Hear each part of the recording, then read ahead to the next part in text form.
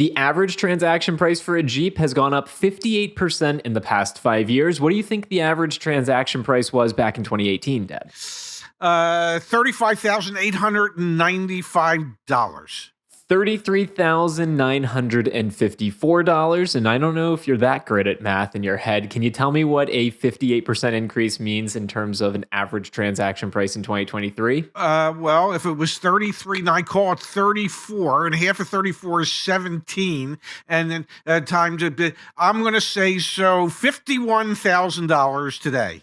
$55,000 was the average transaction price for a Jeep in December of 2023. And folks, they haven't gone down that much in 2024. Dad, Jeep is in crisis territory. Their sales are sliding. We'll get into that in a moment. Their average transaction prices have gone up an industry-leading 58%. And just the other day, Dad, Jeep announced in a memo to their dealers an MSRP reduction, not increase, but a reduction on their Grand Cherokees, the internal combustion engine ones. We now have dealer invoices that are being reprinted with new window stickers that now have an affixed MSRP reduction of anywhere from $2,000 to $4,000.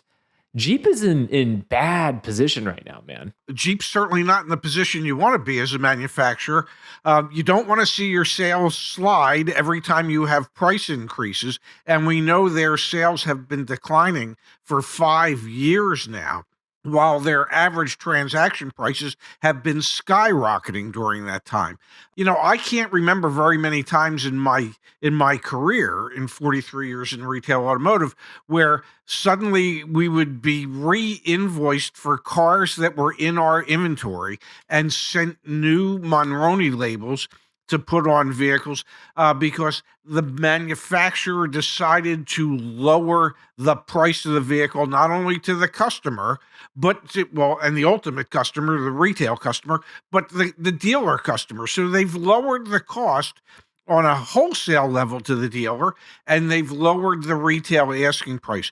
And just between you and me, Zach, $2,000 to $4,000 ain't going to move the needle. How much do you think Jeep sales have declined over the past 5 years, Dad? 23%. Higher. No, you're kidding. 28%. Yeah, Jeep sales are higher. 35%. 34%. Jeep sales have declined 34% over the past 5 years at the same exact time that your average transaction price has increased 58%. Do you think there's a correlation there? Do you think there's a correlation? Yes. Yes. And you know what it also speaks volumes to, Dad, was a business decision on Jeep's part to go up market. And to be very clear here, many automakers went up market. We see tons of automakers trying to increase average transaction prices. Jeep, what's the Warren Buffett quote, man? It's like pigs get fat, hogs get slaughtered. Exactly. Yes. Dad, the Grand Wagoneer L Series 3, even in places like Miami, Florida, where it should be jumping off the shelves, well, with that $123,000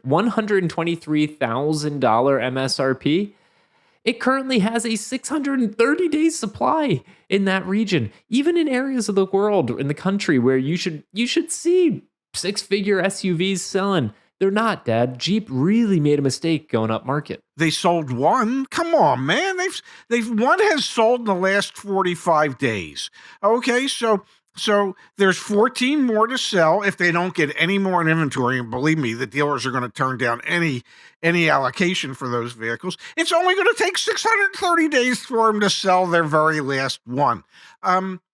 Manufacturers oftentimes want to go upscale. There's obviously more money for the manufacturer to build the higher priced vehicles, higher content vehicles. But then it becomes a struggle for the dealer to find a buyer for that. And, you know, Jeeps have always been a great niche vehicle in America. Stellantis has figured out how to take that niche and like thoroughly destroy it. You would have to. I laugh, but that is the only appropriate way to describe what they've done. They've destroyed Jeep. They have, and you have to wonder why it has taken them so long to say, well, maybe we need to cut back some of the prices now. We know from from speaking with CDJR dealers, Chrysler, Dodge, Jeep, Ram dealers, that they are struggling.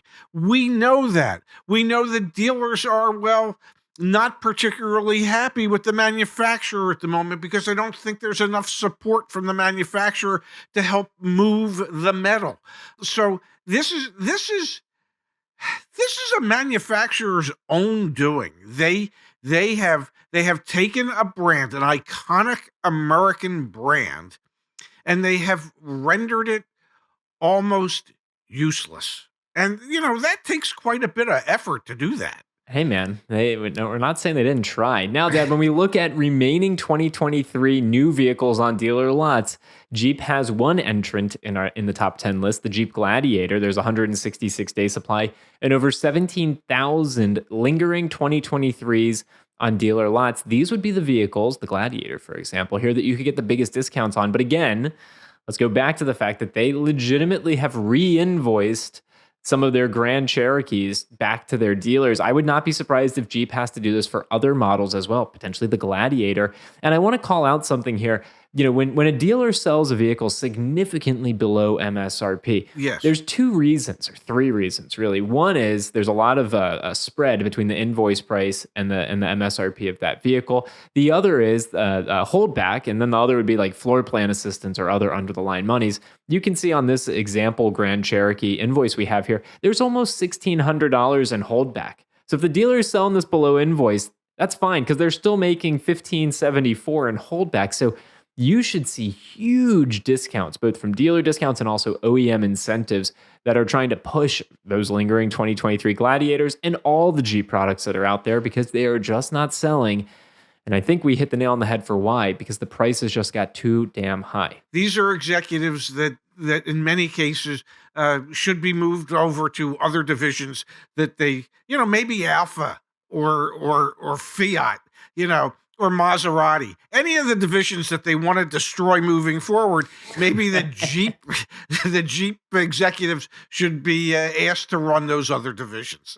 Let us know what you think in the comments down below. Is Jeep on its kind of death spiral, or will they bounce back from this? I mean, we had talked about earlier in the year and last year in 2023, the Jeep Renegade, the slowest selling car in America for many, many, many months. And now obviously myriad Jeep products are not flying off the shelves. Let us know what you think in the comments down below. Is this the Jeep death wish, or are they going to bounce back? I'll put you on the spot, Dad. Do you think they're going to bounce back from this, or do you think this is the beginning of dark times over at Jeep? I believe it's the beginning of dark times over at Jeep. But you don't move a brand backwards and then suddenly move it forward quickly. It's like a ship turning in the sea. It's not like you make an immediate right turn when you're trying. You might have to travel miles upon miles before you actually complete that right turn.